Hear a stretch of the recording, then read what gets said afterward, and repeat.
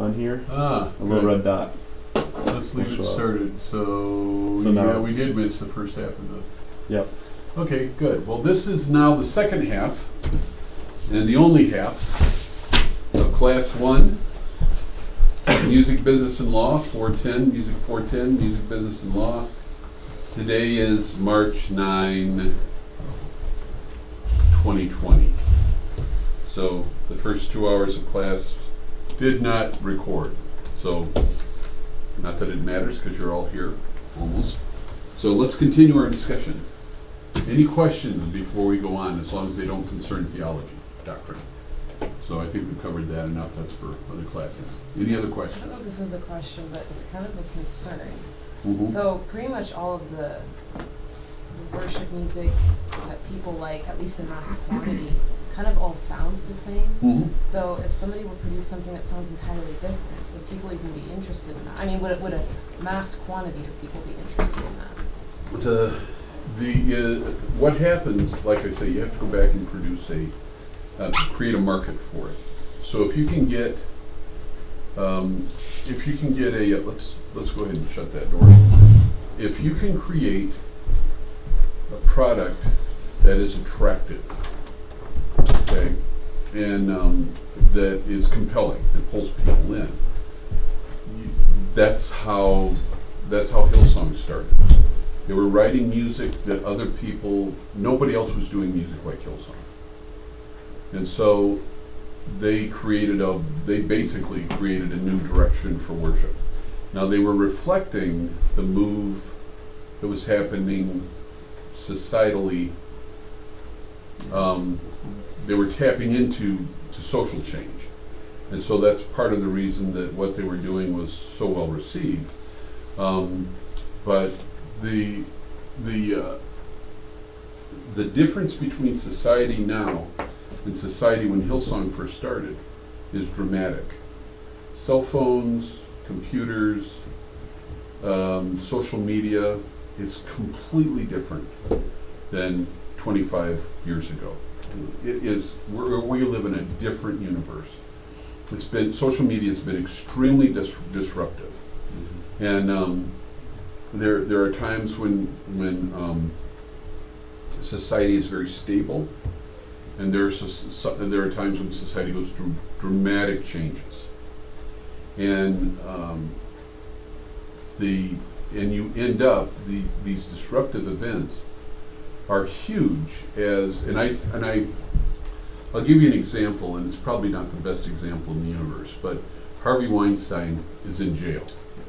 He produced the Kill Bill movies and any number of other films. He's had an extremely successful career as a movie producer. Mm-hmm. And what's happened is, and I certainly don't condone his behavior, but Hollywood, Harvey Weinstein is old Hollywood. Mm-hmm. That's how Hollywood has been forever. I mean, from the very beginning, there were producers who were saying, if you want to be in my movie, you have to sleep with me. Mm-hmm. Mm-hmm. Okay, so Harvey Weinstein is simply a part of what had been going on for decades and decades. There's nothing new there. And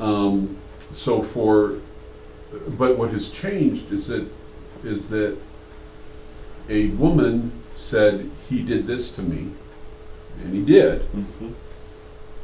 And all of a sudden, behavior that he and any of his other cronies that would have never been held accountable for, they're all being held accountable for that. Mm-hmm. And the change, from your point of view, you're going to look at it because of the generation you're in. You're going to look at it, or a typical person is going to look at it in terms of, wow, Harvey Weinstein is such a sleazeball. He should be in jail the rest of his life. Mm-hmm. If you go back 30 or 40 years, and everybody knew that stuff was going on, that was not a secret. Sleeping, they called it the casting couch. Mm-hmm. And they had a name for it. Mm-hmm. And it was, if you want to be in those movies, you have to go get with that producer and sleep with them. And plenty of people were willing to do that. And that was the way the industry worked. And so 30 or 40 years ago, it was, he's a sleazeball. but that's the way the industry works. Now he's a sleazeball and he should go to jail. That is disruptive social norms, because the behavior that was once tolerated, I'm not saying it was right, but it was enough that lots of people chose not to go in the movie industry because it was so sordid. And a lot of people did choose to go in the movie industry. And they said, fine, if that's what it takes, I'll sleep my way to the top. And so that paradigm shift, Harvey Weinstein just happened to be the guy that was caught in it. So how about all these other guys? Well, no one's come forward, and then, but if I were one of his cronies, I would have to be thinking, oh man, that could happen to me. Okay? But all you have to do is look at what's happened in the last 3 or 4 years to Matt Lauer and some of the other guys that are, I lost track of them. Matt Lauer and a lot of heads of different media organizations. It happens in music a lot. It happens in music. What's his name? The guy who did it's DJ someone. He's a really prominent producer for a lot of huge artists. Yeah. But there's a huge lawsuit. I told you the beginning of the class, the previous class, I told you my sister was propositioned in an elevator by the guy that was going to produce her record. She ripped up the contract, said no. It was tolerated for so long that it became a norm in the industry. And so the shift that's occurred, that's all of a sudden, people that were now, the people who've always been perverts and people who've always been lechers, now are being held accountable for behavior that was perfectly acceptable within the industry 30 or 40 years ago. They're being, or Joe Biden going up and giving somebody a neck rub, which is what he did. He used to go around giving women neck rubs, which is kind of a slangy thing, but now he goes, Placido Domingo, famous Spanish tenor, all of a sudden can't get work because he wanted to have sex with women, and he asked them. And they felt that he had the power and he didn't, that they didn't, and so they had to go along with it, otherwise it was whatever. And Domingo's saying, I was always a gentleman. I didn't rape anybody, I just asked if they wanted to have it, And so there's Domingo, he's out of work.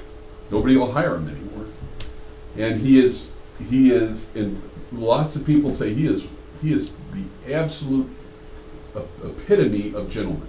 They're saying he's classy, he's a gentleman, and but those guys went to bed.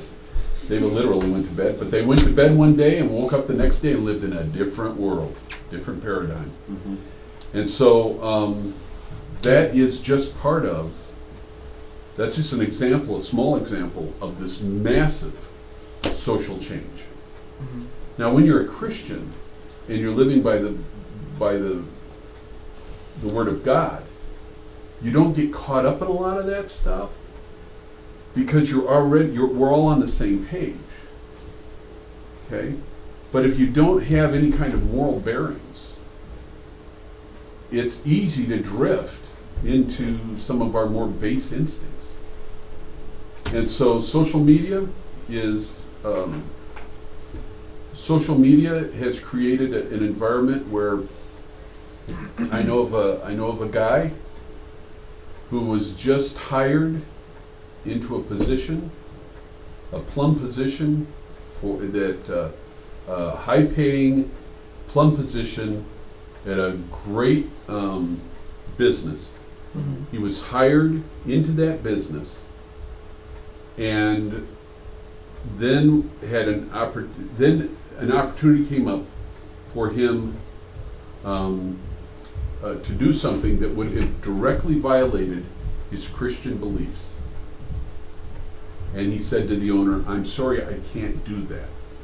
Mm-hmm. And the owner fired him. Mm-hmm. It just happened over the weekend. Right. Mm-hmm. Somebody that I know. Yeah. Okay? And they fired him on the spot because he wasn't willing to compromise his Christian convictions. You say that he was a plumber? He wasn't a plumber. Okay, yeah, It was a plum position, like It a was a really nice plumber position. not a Okay, plumber okay. position. I was like, A I'm not dynamite- following. no, How do dynamite you compromise position. this, please? Is that like the So- stick in your thumb? I gotta work on on a an plum kind of atheist thing? plumbing. No, he took it, it would be akin of, I'm a baker, Yeah. I make wedding cakes, and you come to me and you say, I need a Mhm. wedding cake made, and this is for a gay couple. And I say, I don't make wedding cakes for gay couples. I'll make any other kind of cake for you. You can be gay and I'll make any other kind of cake for you, but I won't make a wedding cake with 2 guys on it because I don't believe that honors God. Okay, and that actually happened, That's happening. and those guys were sued, and they went out of business. That bakery went out of business. Actually, they won the lawsuit. They won the lawsuit, but they lost. Yeah. But they still went out of business. Yeah, I don't know if they're back in business now, It was not good PR. but yeah. I think they did. But if you take a stand for Christ, 20 years ago, I could take a stand for Christ and still have my job. Mm-hmm. And it certainly you take a stand for Christ at Calvary, you can still have your job. But more and more, there's been so much social upheaval that if I take a stand for Christ and I say, yes, I can legally perform a marriage, but I won't marry 2 guys. And, you know, the time's coming when they'll say, well, then you can't do marriages. Hmm. Yeah. So, that's a cost of Discipleship, right? it's a cost of conviction. It's a Mhm. cost of following Christ. Mm. So, but that's getting, those situations are going to increase. They're only going to get worse before they get better. So that is the world we live in. That is social upheaval, where black is white and white is black, where what was clearly once sinful behavior is now celebrated behavior. And any discussion, imagine from my point of view, I've been a Christian my adult, I became a Christian, I was raised in a Christian home, but became a Christian as an adult when I was about your age, after I got married. But the changes in how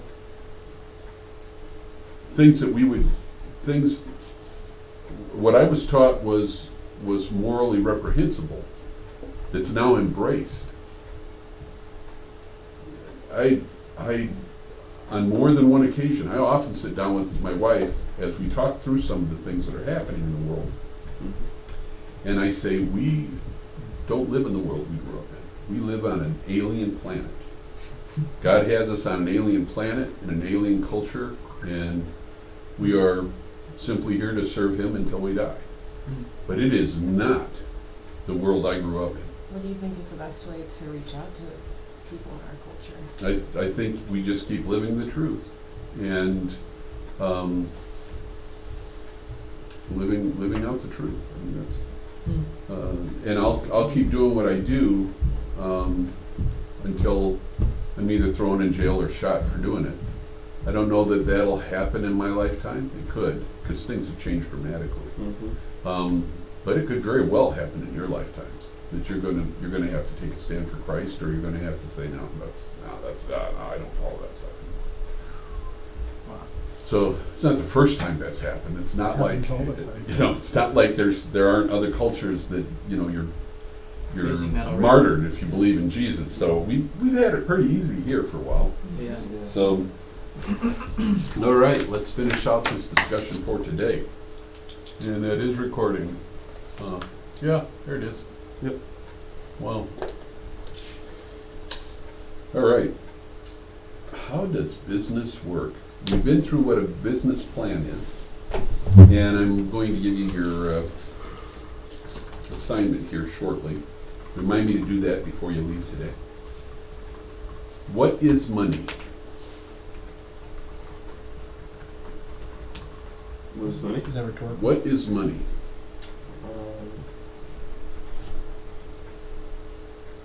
Anything that has value to it.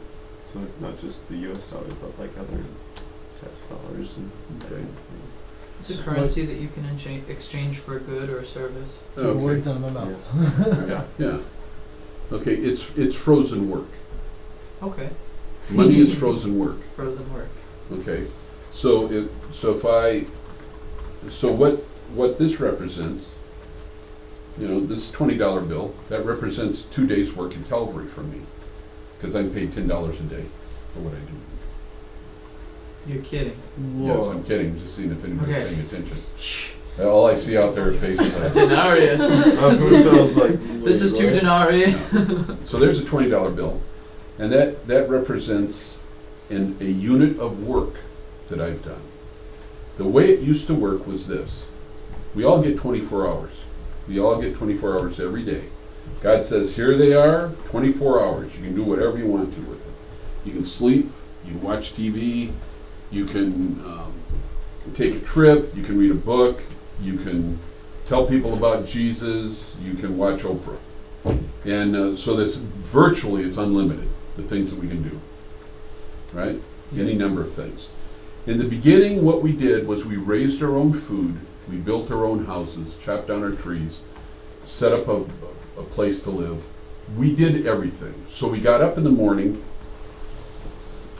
and we did what we had to do to survive, right? That was a long time ago. And so we did what we had to do to survive, and at the end of the day, we rolled back into bed and rested so that we could get up the next day and start the cycle all over again. Mm-hmm. As we continued to do things to survive, we started to figure out ways to maybe store some water so we didn't have to go down and haul water every day from the lake or from the river. And maybe we could grow plants so we had something to eat during the winter. We could grow plants and store them and have stuff to eat during the winter so we didn't have to starve to death. And so as we continued to go, to grow and figure things out, our existence, the things that we had to do to survive shifted a little bit. Maybe we had a little extra time. And so we might do some other stuff. Maybe we made improvements on our huts. I don't know. So, but it could be anything. Okay, and as humans developed in their desire to try to just survive, certain people started to develop certain expertise. Okay, so one person might figure out how to smelt iron and make iron implements out of it. And somebody else might, and I'm not talking about cavemen, I'm talking about Adam and Eve. Some folks... tubal cane or I somebody. was going to say somebody figured out how to do music. You got tubal cane and you got... Okay, so somebody figured out music, okay, because now there was extra time. They're tending to, Adam's descendants are tending to a garden. And they're going, wow, I can grow extra food and share that with somebody else, and they can go work on iron stuff and make iron implements, and we're going to swap. So I've got 3 extra baskets full of potatoes, and they can make me an iron spear that makes it easier for me to go out and hunt. Okay, and so we start to barter, we start to trade stuff back and forth, then production starts to increase as we get iron and we start to involve iron in the farming process. We can grow even more things and production gets more efficient, and people are now not starving during the winter, and they've got maybe I'm doing some farming and I'm hiring people to come and help me with the farming, and they're getting 3 square meals a day and a place to sleep. Okay? And so production continues and wealth starts to build up, and society becomes more complex. And the work in exchange for something of value becomes more complex. And so now this guy's butchering a cow and he gives me some of it, and then I take that meat to my doctor for medicine that my wife needs. And so now instead of just these bartering back and forth between two individuals, you might have 3 or 4 or 5 individuals setting up these bartering, right? Rings. And then somebody figured out, hey, instead of all of that, why don't we just say, if you work for me, I've got all this extra stuff, but if you work for me, I'll give you something that shows a unit of that work. You worked for me for 8 hours, and I'll go ahead and set aside, you don't need my food from the field, because you got enough. I'll set aside that food for the field, and I'll give you a document that says that this is worth 8 hours of food, and you can go trade that with somebody else, so you don't have to carry the food around with you. Mhm. Okay, so you see how money develops. Then after a while it becomes, you come and work for me a certain number of hours, I give you a certain number of dollars. Everybody agrees that this basically green ink on linen, which is what it is, has value. It doesn't. It has value only because we impute value to it. Currency is only worth something because we say it's worth something. And we agree. I mean, it's amazing. It's amazing we put this value on it when it has no intrinsic value on its own. Mhm. In the beginning, when we first went to money, our silver coins were actually real silver, and they were worth the amount of silver in the coin. And our gold coins were real gold. There was a time in the US and other countries where they actually minted their coins out of gold and silver, because that was an easy way to carry around real value, trade real value, and the reason they made coins out of it was so they didn't have to assay it and test it to make sure it was real, because you actually had a minted coin. Mhm. As gold and silver continued to rise in value, they did away with that. Now they just use base metals that aren't worth anything. So our currency, the currency in your pocket, the dollars and the change in your pocket, really are truly worth nothing. But we impute value to that. So that's how money works. Now we live in a capitalist society. What does that mean? Competition, free trade, laissez-faire, Yeah, What is that? laissez-faire. government's Hands off of it. Good. You had econ someplace. I took an economy class in community college. Okay, good. It's- Great. They taught you well. Capitalism is an economic system, and it's based on the private ownership of the means of production and the operation for profit. Okay? Characteristics central to capitalism include private property, capital accumulation, wage labor, voluntary exchange, and a price system in competitive markets. That's what makes capitalism work. Capitalism is an economic system. In it, the government plays a secondary role. The government doesn't tell us what we're supposed to do. We get to decide that. People and companies make most of the decisions and own most of the property. This means the production are largely or entirely privately owned by individuals and companies and operated for profit. Yep. That's why you can own what you own. Mhm. What are things that you own? My car, Your car, my guitar, your guitar, Computer. your computer. What else? Phone. Your phone, This cup. Microwave. a cup, Books. your books, My shirt. your shirt, Watch. watch, My pants. the backpack. your clothes, My freedom. Let's go deeper. freedom, Myself. yourself, What are you getting? I'm not joking What? on that. Oh yeah. your education, the stuff in your head, you own. Intellectual. Your ideas, Anything you pay for. your intellectual property, Okay. the song that you write, Mhm. that's all stuff that you own, or that you should own. You own it if you copyright it. Yeah. Okay, that's the stuff we're talking about selling now. We've gotten to a place in society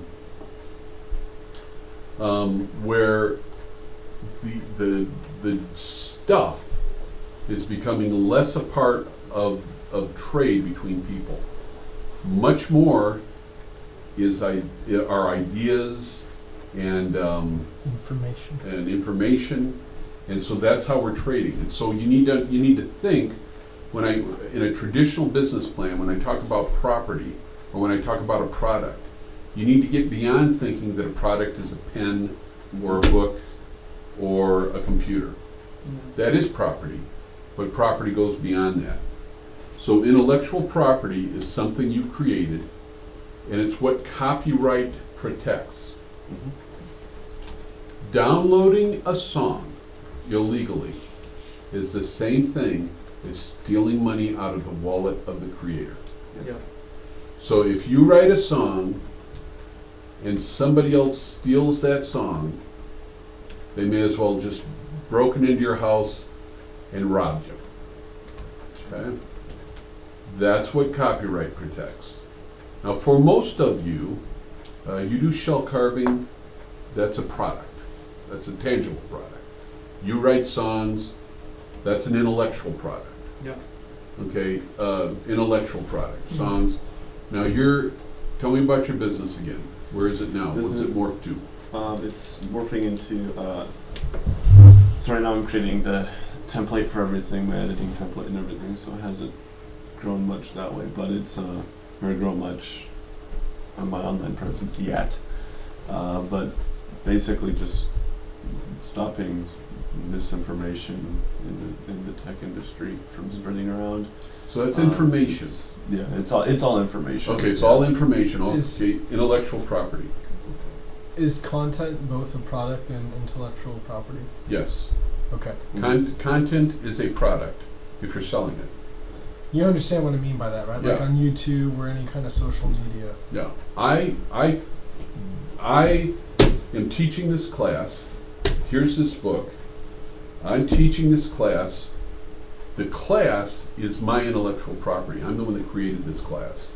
Put it together, put the notes together, have the outlines to the lectures. That's my class. And basically, Calvary then uses it and pays me for teaching it. Okay. Now, it's yours, it's intellectual property as long as you copyright it. If you don't copyright it, somebody else can take it. Right? We talked about copyright in the last class. Matter of fact, the class we had last week. Okay, so your business plan is about defining the product you have to offer, carefully defining the product you have to offer, describe how you plan to produce and market it, and how to sustain that activity over time. That's your business plan. Okay. Writing your business plan, assignment number 1. So you said it describes the product I plan to offer, describes how I plan to market it, and how I will sustain that over time. Yeah, defines the product you have to offer, it describes how you plan to produce and market it, and how to sustain that activity over time. So earlier, and I know you won't have, well, maybe you will. You said business plans are usually 30 to 50 pages long. Mm-hmm. There are 2 types of business plans. I haven't gone into that in this class. There are 2 types of business plans. There is the short version and the long version. A typical business plan is 30 to 50 pages because usually what you're doing with the business plan, a marketing plan is a plan that you put down on paper so you have something to follow to keep you on track with your marketing. Right? I think I kicked that one around enough for the last 8 weeks that you got that pretty well ingrained. A business plan is much less for you than it is for others. The marketing plan is going to drive your marketing efforts. That's for you.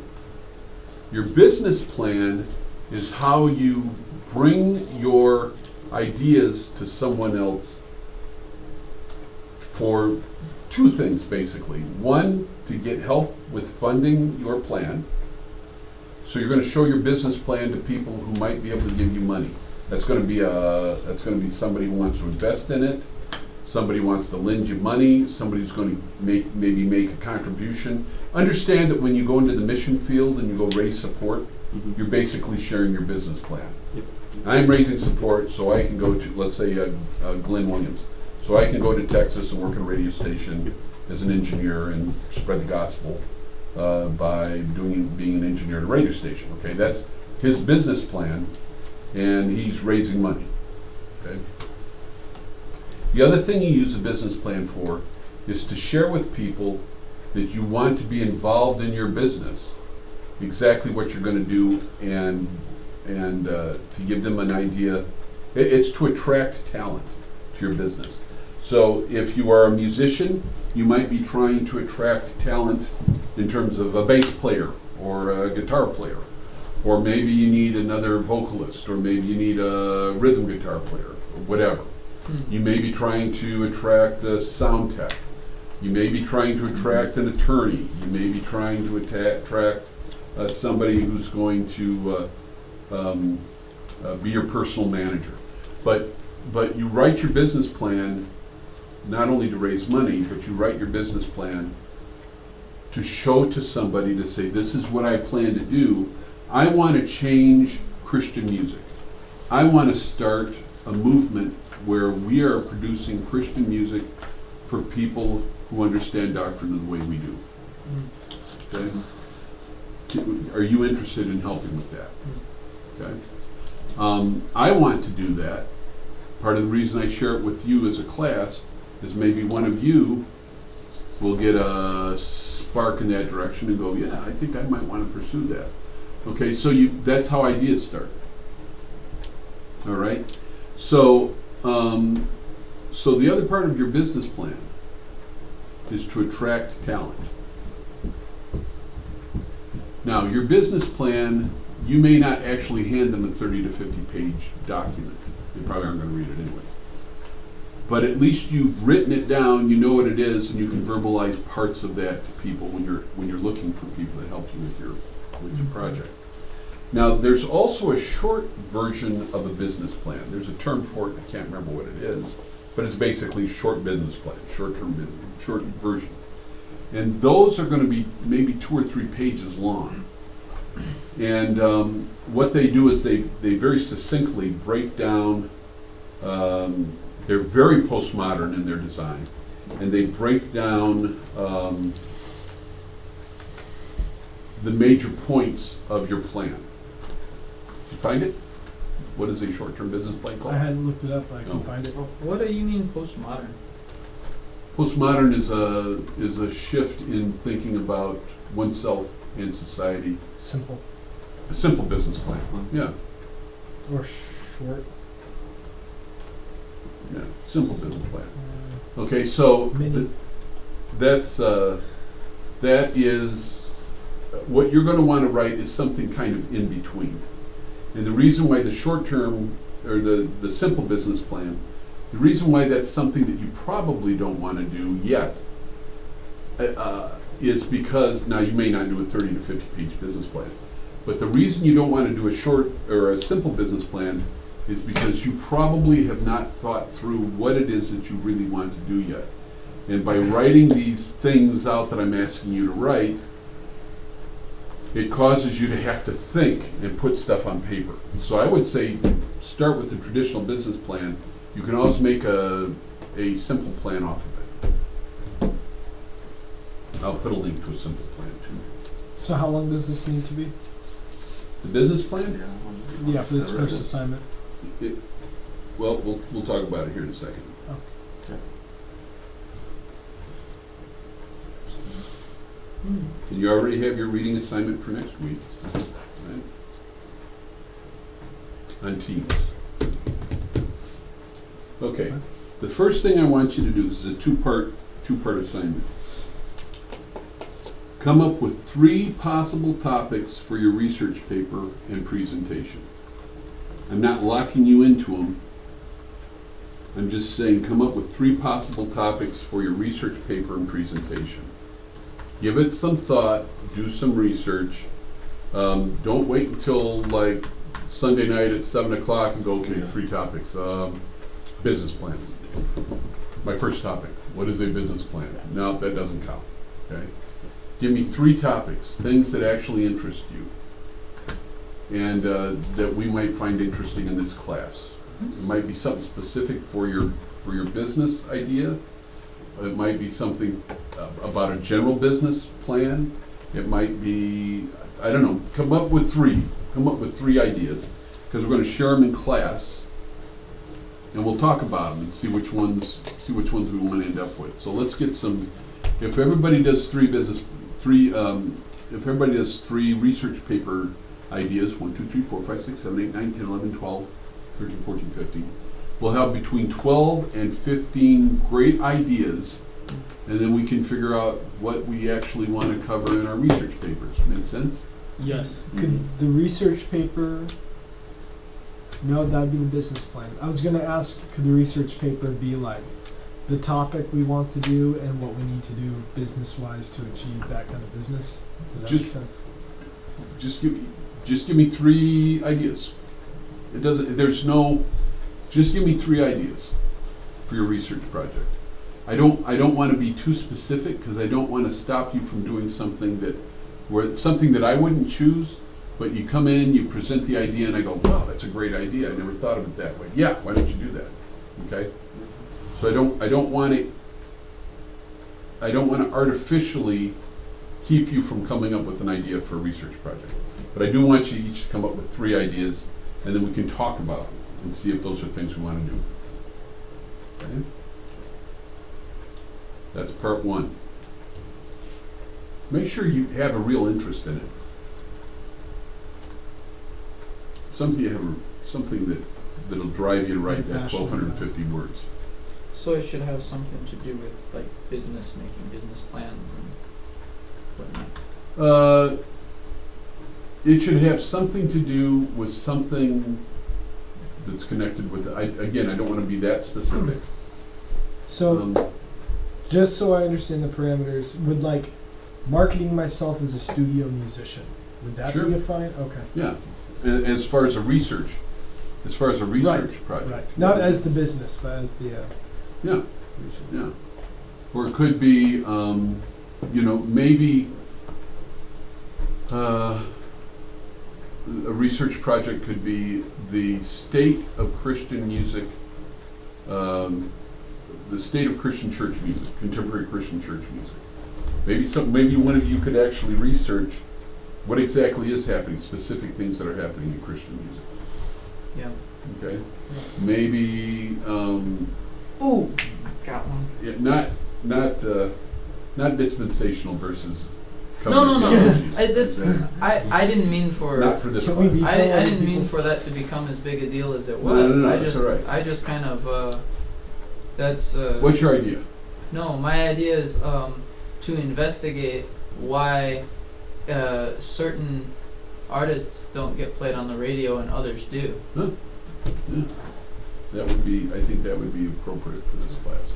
So I'm not going to have you do first of all, you're not going to do all 3 topics for your research project.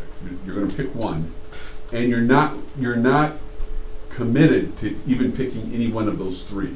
You'll be able to change your mind if you want to, but I'm just looking for some ideas, okay?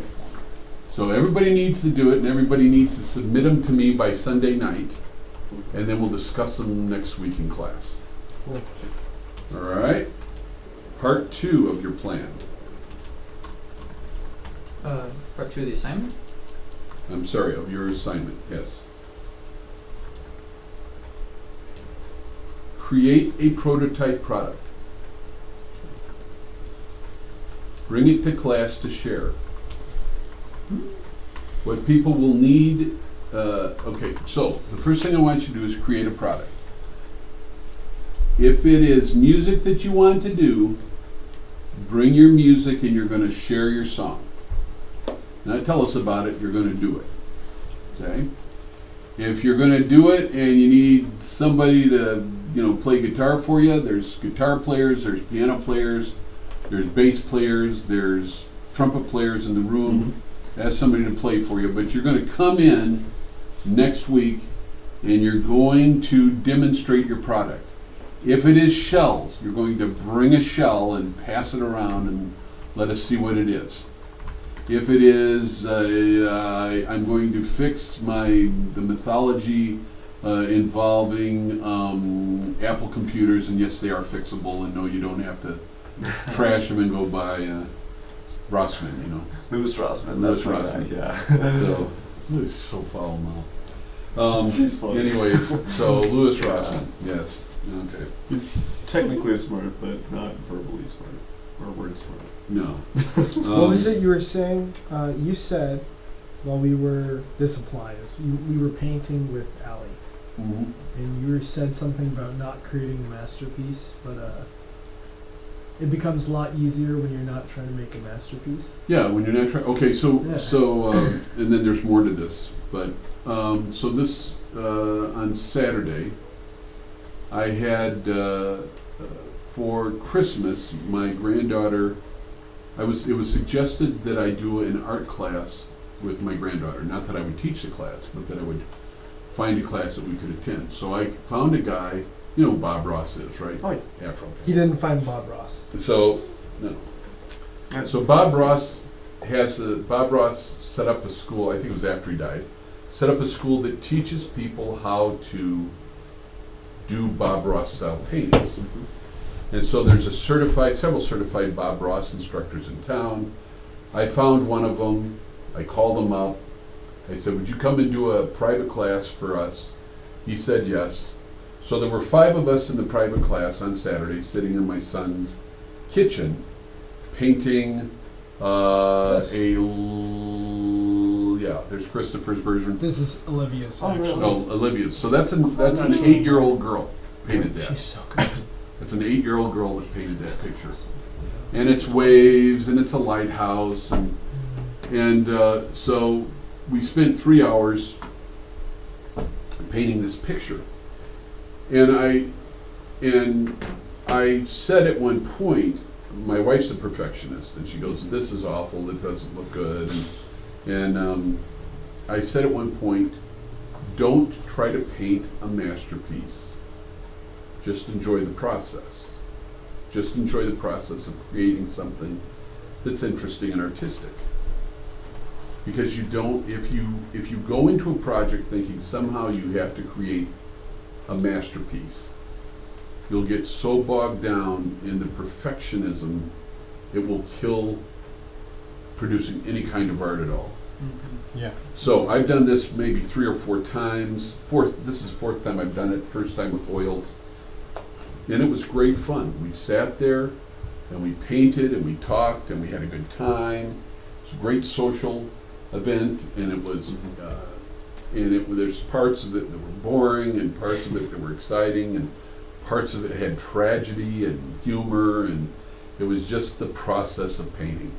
And we ended up with 5 paintings. There were 5 of us. We ended up with 5 paintings that were in various, anything from pretty good to pretty good. That's basically where it all ended up. Yeah. So, create your prototype product. If you are a songwriter and you haven't done a lot of songwriting, I would tell you that the path to becoming a great songwriter is writing songs. And so if you want to be a great songwriter, write songs. If you want to be a great shell carver, carve shells. If you want to be a great Bob Ross painter, do more Bob Ross painting. I think Christopher probably had as much Bob Ross as he's ever going to have. Yes. How long will we have to show our product next week? Try to get it done in. I mean, you can get it done in under 10 minutes, can't you? Yeah. Okay. There's no minimum, is it? No, but if it's a song, the song should be longer than 25 seconds. Yeah. Okay. So I'm guessing it's going to be a song, a presentation, a song, a shell, Mystery. a song. No. So, create a prototype product. This is part 2 of your assignment. Bring it to class to share. You're going to share it with us. Mm-hmm. And decide what people you will need on your team to help you. What do you mean, Dr. Stolberg? Well, what I mean is that you have to read the first 60 or so pages of the book to page 68, I think, and it's on teams. Yeah. And they cover personal manager, business manager, attorney, agent, and some other folks, okay? So figure out who you're going to need on your team to help you develop and market this product. Make sense? The team thing is still kind of fuzzy for me. Do you have to have people helping you, or is that an option? You don't have to have people helping you, but you may.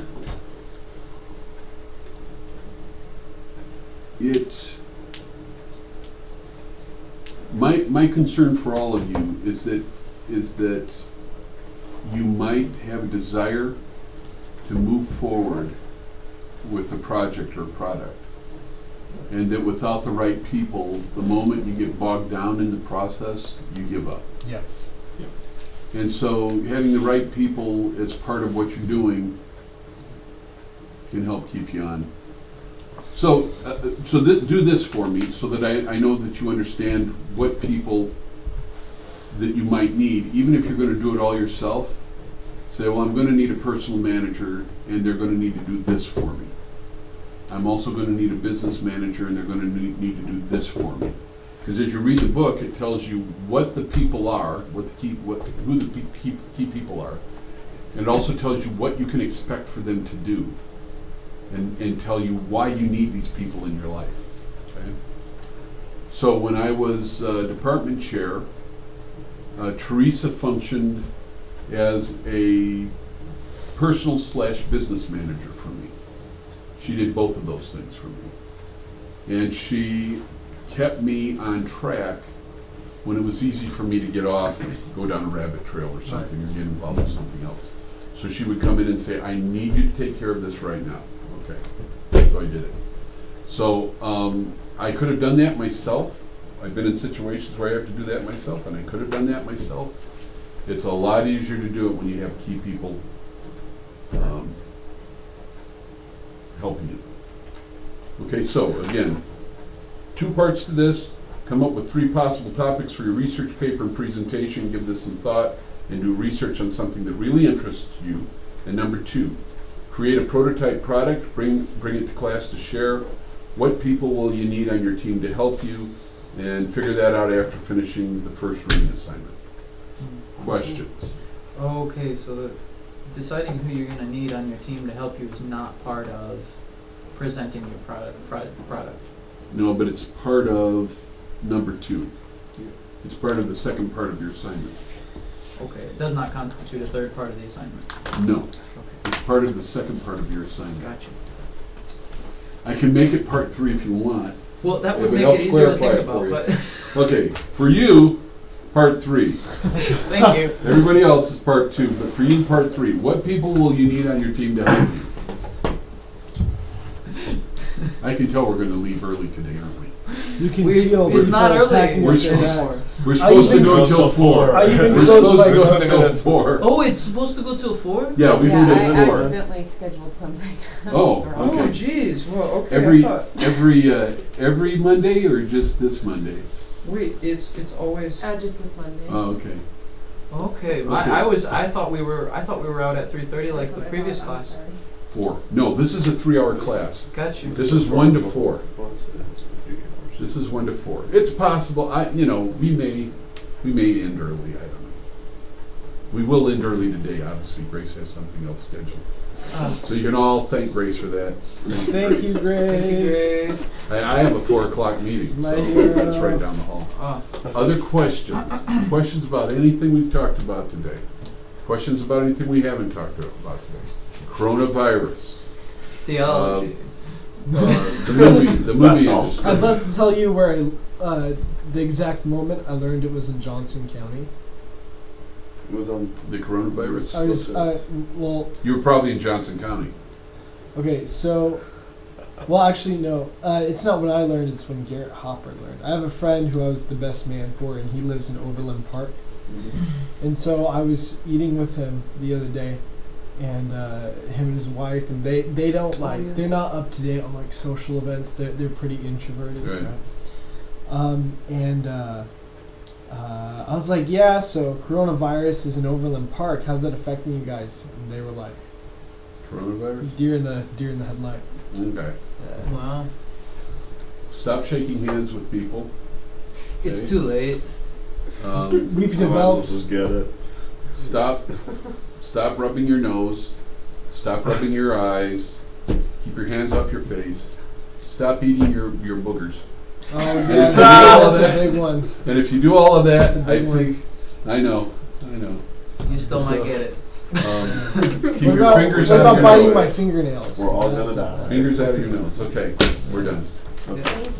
Thank you. Thank you. Thanks. Josh and I. I came guess up I'm with a- meeting with Dr. Smith tomorrow, I think.